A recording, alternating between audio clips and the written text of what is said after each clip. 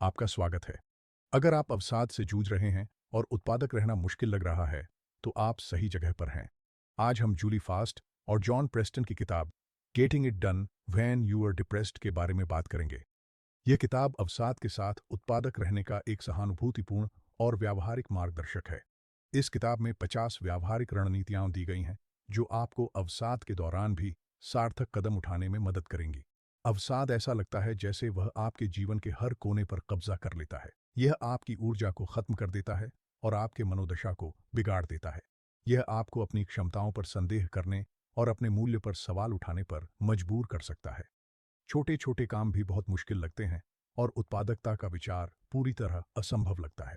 लेकिन अवसाद के साथ जीना यह नहीं कहता कि आप कुछ सार्थक नहीं कर सकते। मुश्किल दिनों में भी आगे बढ़ने की रणनीतियां सीखकर आप अवसाद के साथ काम करना सीख सकते हैं। सच्चाई ये है, आपके दिनचर्या और कार्य प्रबंधन का तरीका आपकी आत्म छवि और उपलब्धियों पर गहरा प्रभाव डाल सकता है।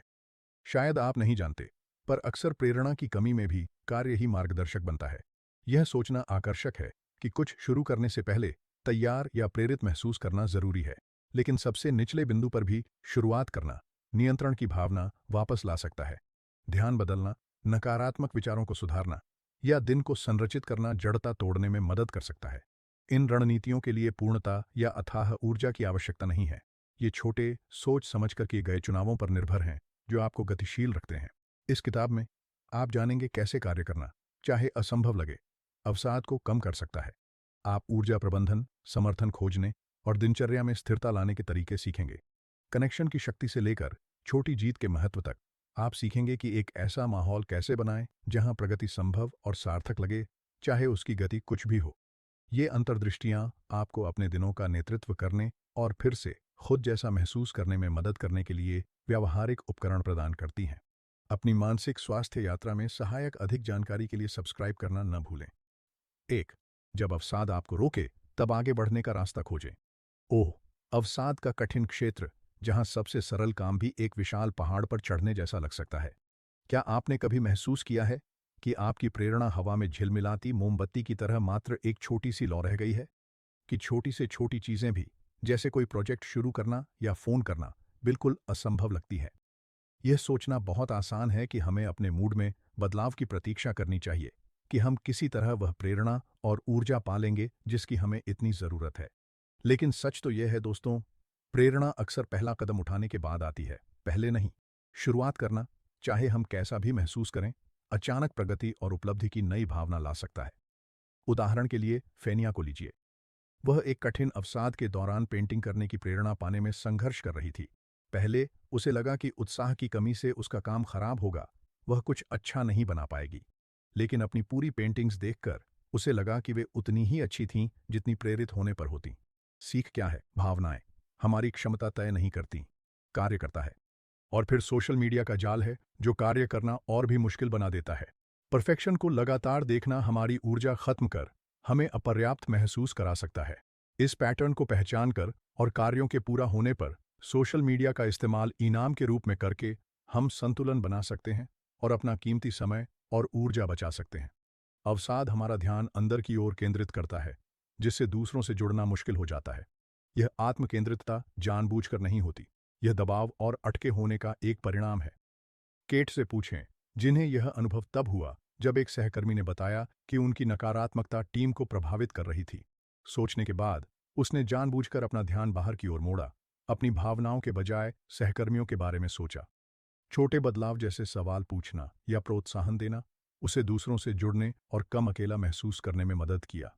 अवसाद की एक और चुनौती है आत्म आलोचना, वह आवाज जो हमें बताती है कि हमारा काम पूरा होने से पहले ही घटिया है। ओरी को इसका सामना तब करना पड़ा जब उसे एक बड़ी प्रस्तुति देनी थी। उसने अपनी क्षमताओं पर संदेह किया और चिंता की, लेकिन फिर भी आगे बढ़ने का फैसला किया। दर्शकों की सकारात्मक प्रतिक्रिया ने उसे याद दिलाया कि अवसाद निष्पक्ष न्यायाधीश नहीं है। काम पूरा होने तक निर्णय को टालना। एक कार्य हमें कठोर आंतरिक संदेहों से बचकर सफल होने का मौका देता है। दोस्तों, आगे का रास्ता मुश्किल हो सकता है, पर वह मौजूद है। इन पैटर्न को समझकर और रणनीतियां अपनाकर हम अवसाद के साथ काम करना और अपना उद्देश्य पा सकते हैं। यात्रा धीमी हो सकती है, पर हर छोटा कदम मायने रखता है और परिणाम बदलाव ला सकते हैं। 2. संरचित रणनीतियों से अवसाद पर विजय पाएं। उठो, तैयार हो, चलो। ऐसे एलेक्स खुद को आदेश देता है जब अवसाद एक बड़ी दीवार सा लगता है। अकेले काम करते हुए वह अपने मजबूत स्वरूप को चैनल कर जड़ता तोड़ने में सफल होता है। वह आधिकारिक पर देखभाल भरी आवाज उसे आगे बढ़ने के लिए प्रेरित करती है, भले ही वह बिस्तर में ही रहना चाहे। रॉनी भी ऐसा ही करती है। कुछ सुबह वह रोती है, निराशा से भरी, पर उसकी आंतरिक आवाज एक प्यारे पर दृढ़ माता पिता की तरह जागती है। चलो रॉनी, बस करो अब, कपड़े पहनो, बालियां पहनो। हर कदम बेकार लगता है, पर इस आदेशात्मक पर दयालु स्वर की आज्ञा मानना उसे दिन वापस पाने में मदद करता है। ये दोनों कहानियां दिखाती हैं कि कैसे आंतरिक आवाज अवसाद के जकड़न को तोड़ सकती है। मानो ये लोग खुद के चीयरलीडर और ड्रिल सार्जेंट बन गए हों, जो कठोर प्रेम और हौसला देकर उन्हें कोहरे से निकालते हैं। एक और प्रभावी रणनीति है दिन को बच्चे की दिनचर्या जैसा संरचित करना। अवसाद अराजकता पर पनपता है, आपको खोया और भटका हुआ महसूस कराता है। मेलिसा ने बच्चों के साथ घर पर रहते हुए इसका अनुभव किया। दिनों में कोई संरचना न होने से वह लक्ष्यहीन बहती, अवसाद की धुंध में डूबती गई। पर अंशकालिक नौकरी जोड़ने से उसके दिनों को नया ध्यान और उद्देश्य मिला। छोटे बदलाव, जैसे एक सार्थक काम की योजना, मूड स्थिर कर उत्पादकता बढ़ा सकते हैं। एथलीट की तरह सोचना एक और मूल्यवान उपकरण प्रदान करता है। अवसाद से लड़ने में एथलीट की तरह अनुशासन और निरंतर प्रयास अपनाएं। शारीरिक गतिविधि को आवश्यक रखरखाव मानना गेम चेंजर हो सकता है। ब्लॉक के चारों ओर छोटी सैर भी आपके एंडोर्फिन बढ़ा सकती है और प्रगति पर ध्यान केंद्रित करने में मदद कर सकती है। और शायद सबसे महत्वपूर्ण, अपने अवसाद को वास्तविक स्थिति के रूप में स्वीकार करना भी उतना ही जरूरी है। अवसाद वास्तविकता को विकृत कर देता है, जिससे छोटे काम भी बहुत मुश्किल लगने लगते हैं। इसे बीमारी का हिस्सा मानना आपको चुनौतियों को समझने, आत्मदोष कम करने और मानसिक शोर शांत करने में मदद करेगा। खुद को याद दिलाना, यह अवसाद है, मैं नहीं, आत्मकरुणा से काम करने और जीवन पर नियंत्रण पाने में मदद करेगा। दोस्तों, अवसाद से लड़ना आसान नहीं, लेकिन ये रणनीतियां आगे बढ़ने का एक मार्ग प्रदान करती हैं। अपने आंतरिक संसाधनों का उपयोग कर, दिनचर्या और अनुशासन अपनाकर और आत्मकरुणा विकसित करके हम इस मजबूत दुश्मन के साथ काम करना सीख सकते हैं और अपने उद्देश्य और उत्पादकता को फिर से पा सकते हैं। एक समय में एक कदम, हम वहां पहुंचेंगे। 3.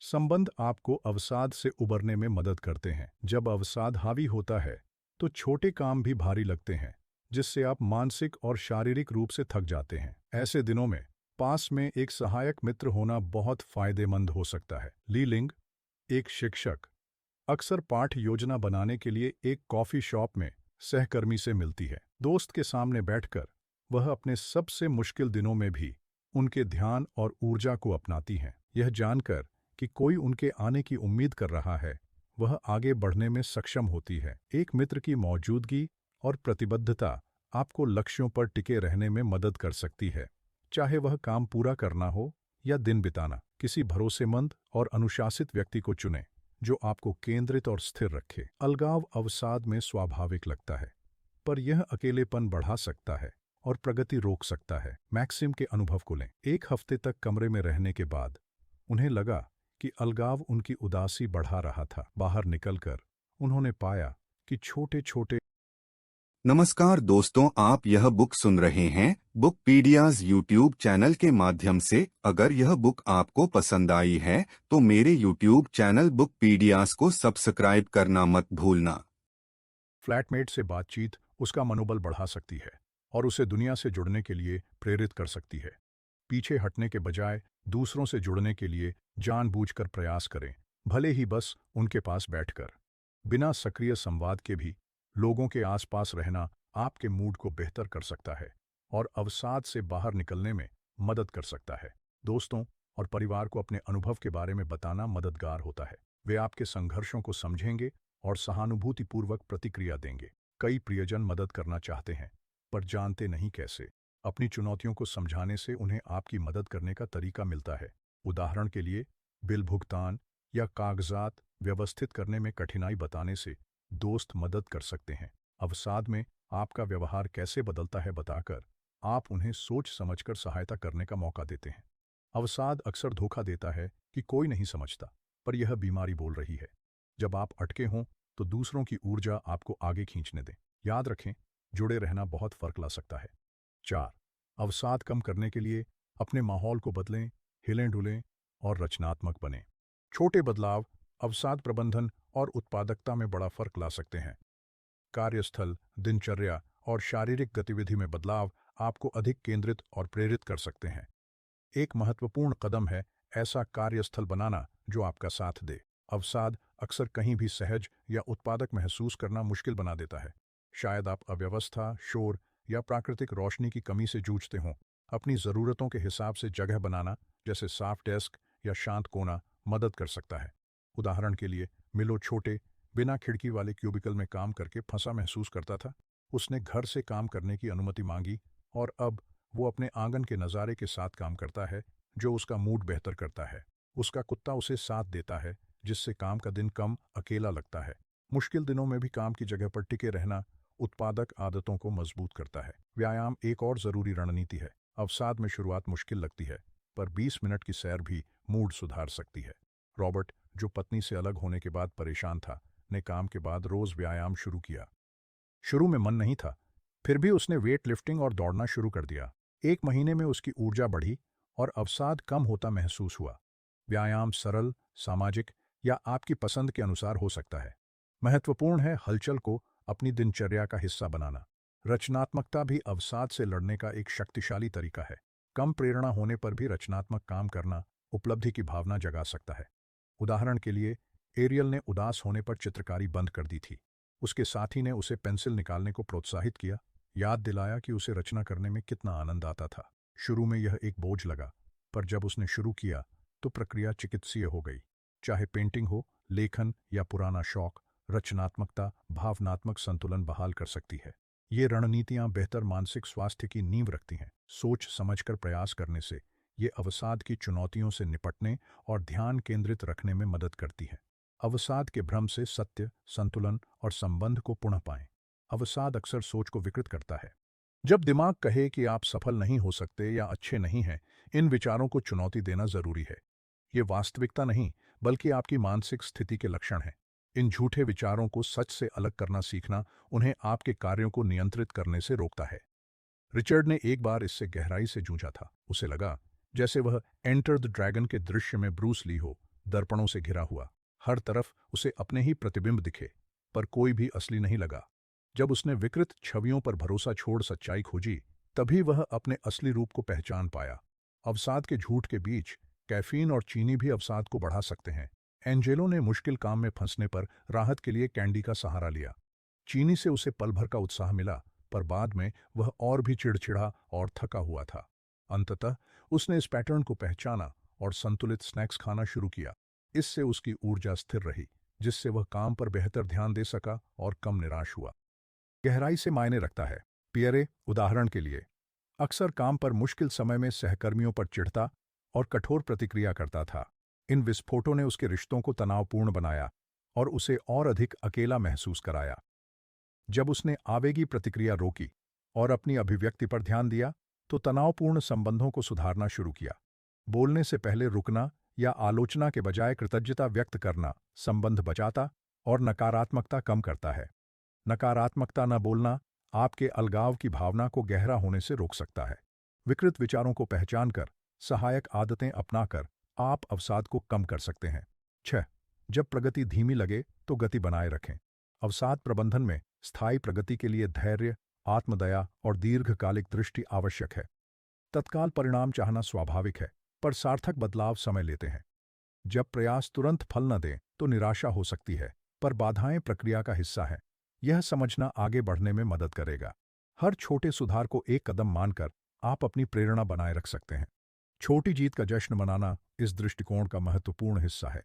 अवसाद अक्सर नकारात्मक आत्मचिंतन को बढ़ाता है, जिससे प्रगति देखना मुश्किल हो जाता है। सरल प्रशंसा जैसे मुझे इसे करने पर गर्व है, आपकी सोच बदलने की शुरुआत कर सकती है। यह आदत शुरू में अजीब लग सकती है, पर अभ्यास से आसान हो जाती है और नकारात्मक विचारों को सकारात्मक बनाती है। दूसरों के प्रति दयालुता, प्रोत्साहन या सकारात्मकता बांटना आपका मूड सुधार सकता है और अर्थपूर्ण संबंध बना सकता है। दीर्घकालिक सफलता में यह समझना शामिल है कि प्रगति सीधी नहीं होती और निरंतरता से समय आपके पक्ष में काम करता है। यहाँ तक कि जब कुछ नहीं बदल रहा लगे, आपका प्रयास धीरे धीरे सुधार में योगदान देता है। इस दृष्टिकोण को बनाए रखने का व्यावहारिक तरीका है दिनों या हफ्तों के बजाय सालों में सोचना। छोटे प्रबंधनीय कदमों पर ध्यान देना अभिभूत होने से रोकता और प्रगति को स्वाभाविक रूप से बढ़ाता है। समय तो बीतेगा ही, तो क्यों ना इसे बेहतर महसूस करने की दिशा में काम करने में लगाएं। अंततः गति बनाए रखने की कुंजी दृढ़ता और करुणा के बीच संतुलन बनाने में है। अवसाद प्रगति को धीमा या नगण्य बना सकता है, पर हर छोटा कदम आपको लक्ष्य के करीब लाता है। अंतिम सारांश: अवसाद में भी काम करना उत्पादक रहने के लिए संघर्षरत लोगों के लिए एक जीवन रेखा है। जूली फास्ट और जॉन प्रेस्टन सार्थक कार्रवाई के लिए व्यावहारिक, दयालु रणनीतियां प्रदान करते हैं। यहां तक कि आपके सबसे कठिन दिनों में भी अवसाद आपके जीवन को पटरी से नहीं उतार सकता। सही साधन और रणनीतियों से आप नियंत्रण पा सकते हैं, संतुलन बना सकते हैं और आगे बढ़ सकते हैं, चाहे हल्का या गंभीर अवसाद हो।